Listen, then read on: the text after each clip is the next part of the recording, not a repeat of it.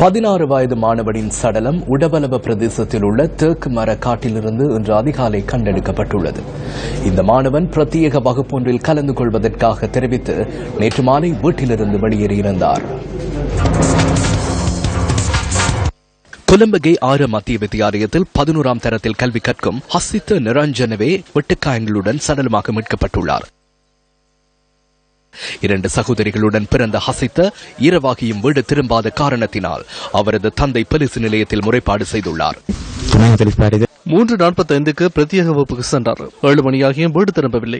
3 மணியளவில் கண்டதாக சிறுவன் ஒருவன் கூறினார். அவர்கள் மாலையளவில் இரத்த கரைகளை கண்டுள்ளனர். மாணவன் சென்ற பிரத்யேக வகுப்பு மிரிஸ்வெல் 10 சந்திக்கு அருகில் உள்ளது. அவரது வீட்டிலிருந்து வகுப்புக்கு செல்லும் பாதையில் அல்லாது மறுபுறம் உள்ள இடமொன்றிலிருந்தே சடலம் மீட்கப்பட்டுள்ளது.